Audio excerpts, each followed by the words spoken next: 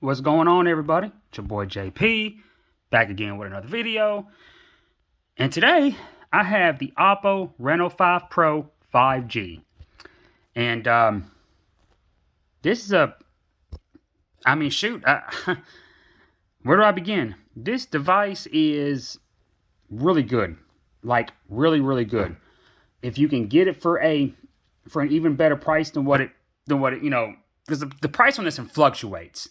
Um, I have right now it goes for just goes for about $600, and it has a lot going for it.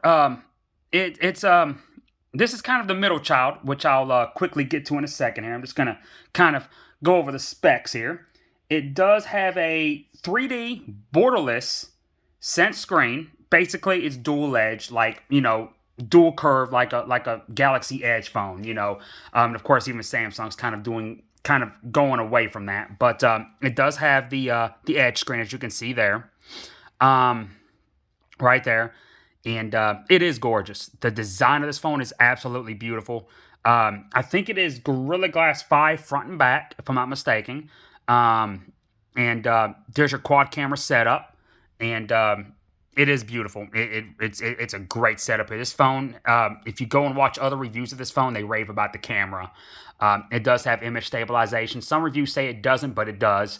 Let's see here, and let's see if we can focus in on this really nice design here.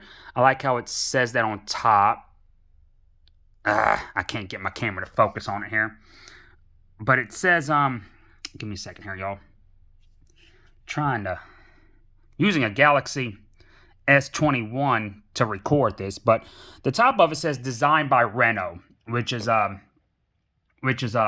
really nice. See if I can get a bit. There it is. There it is. Designed by Reno.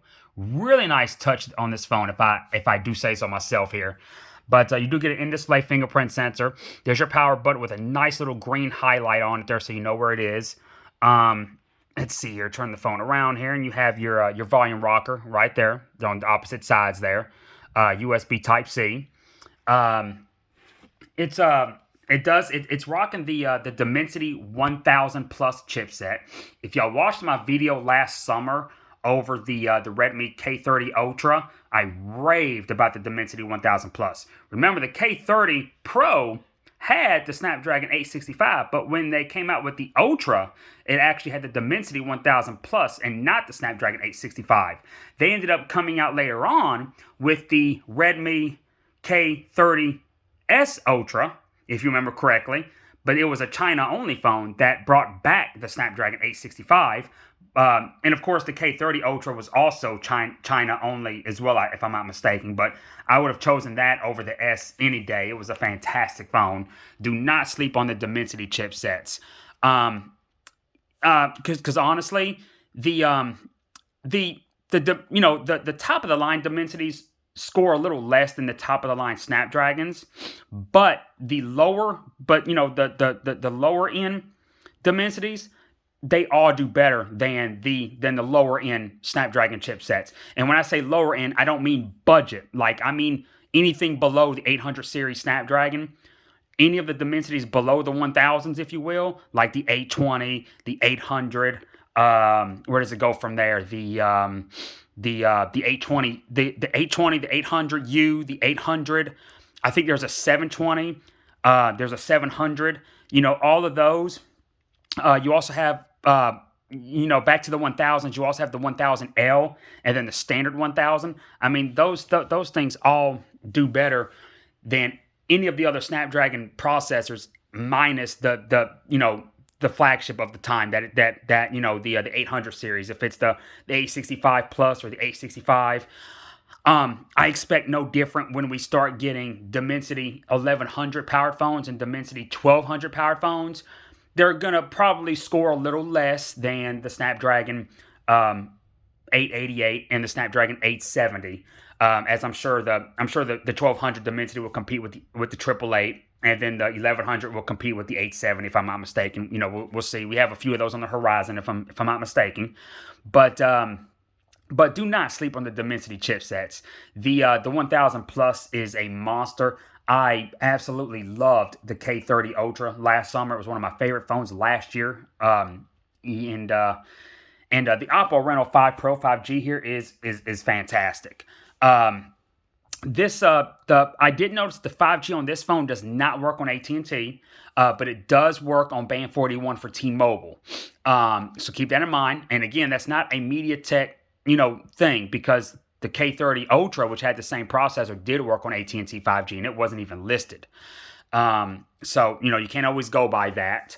But that's actually been the case with a lot of these Oppo phones, as well as the international OnePlus phones I've been getting. They don't actually work on AT&T 5G. Obviously, the US OnePlus phones will, but even then, you have to tinker with them, which is really weird, because they have some kind of deal with T-Mobile, even if it's not the T-Mobile variant, where they're certified for T-Mobile and not AT&T, and you have to go into your hidden settings. There's an app that you download. I mean, there's a dial pad code that you can put in too, but you have to kind of force 5G NR on AT&T on some of their I had to do that with the OnePlus 8T, and it was the US version, and it wasn't the T-Mobile US version either, but the unlocked one. But anyways, that's my biggest gripe with Oppos and OnePluses, because I have had Oppo phones previously that did have band N5 listed for AT&T 5G NR and didn't work, and you had to force it. And forcing it didn't even work as good as the OnePlus 8T did, because it would reset itself after a couple of hours. Not even resetting the phone, it would reset itself without the phone even resetting. It just did it on its own. Really crazy. That's why I do. I know a lot of people are starting to kind of like Oppo. When we're talking about foreign phones, a lot of people are starting to like Oppos more than Xiaomi's. And from what I've read earlier today, Oppo even overtook everyone in China and is now the number one phone manufacturer there. And I might have misread that, but I am not shying away from Xiaomi. I still prefer Xiaomi devices over Oppo.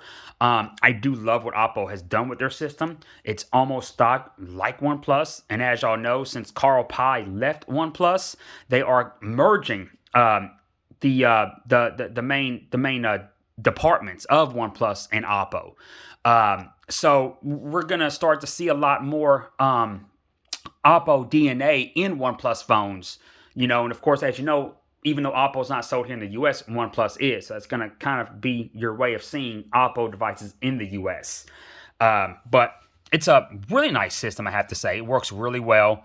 No complaints whatsoever, except the 5G, of course. But then again, even if you do force it, because you can, this doesn't have band N5 anyway, so that's kind of moot point here. I was mainly talking about other devices, but again, it does have 5G for band 41 for T-Mobile. It may even have it for band N66 as well, but don't hold me to that. But here's your contents here.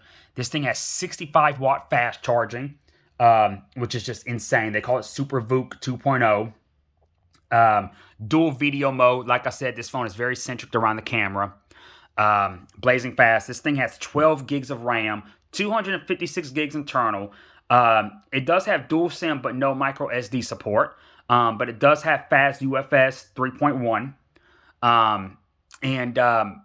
I mean, it's if 5G is not that important to you, this thing is, this thing marks all of the other boxes. It's a beautiful design. I'm not crazy about the curved screen. A lot of people aren't anymore, but you can't deny that it doesn't add a premium feel to this device. It's fantastic.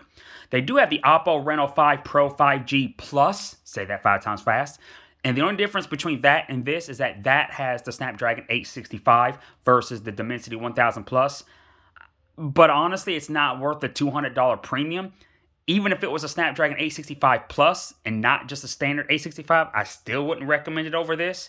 Even if it was only a $100 premium instead of $200, I still wouldn't recommend it, because now you're starting to get Snapdragon 888 devices and 870s, which are going to be far better. Do I recommend this over the standard Oppo Reno5 5G? I do. That only has the Dimensity 800U, but then again, it does have band N5 listed for AT&T 5G. But unlike Xiaomi devices, as I just said about your Oppos that I've previously had that did have that frequency, you had to force it, and it didn't work very well. So keep that in mind too. But I would definitely choose this over the Plus, the Oppo Reno5 Pro 5G instead of the Oppo Reno5 Pro 5G Plus. That's that they do that just because you have so many people that just dislike the MediaTeks over the Qualcomms, and I get it, but the Dimensities, man, don't sleep on those. Seriously. I mean, this phone is a monster. It's been blazing fast. I've had it for almost a month now. I'm in Louisiana, so we had that snowstorm right after Valentine's Day, so it set me back on everything.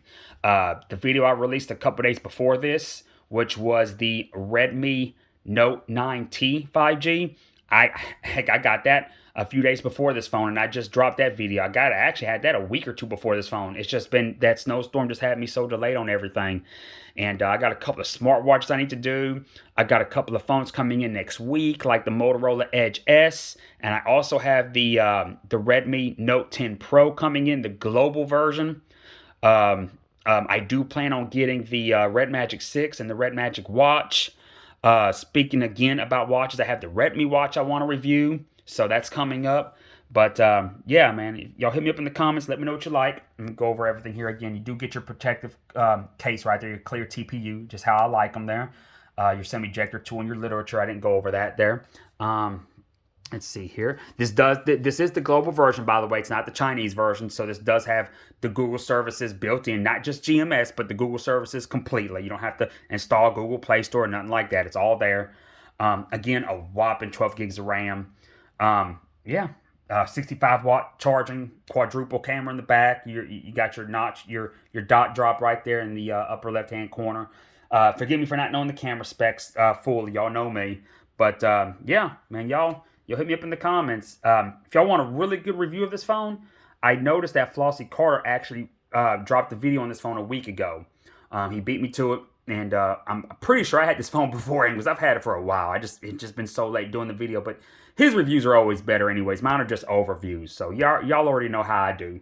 But oh yeah, haptic feedback. I went over that in the 9T video that I know people are starting to be really big on haptic feedback.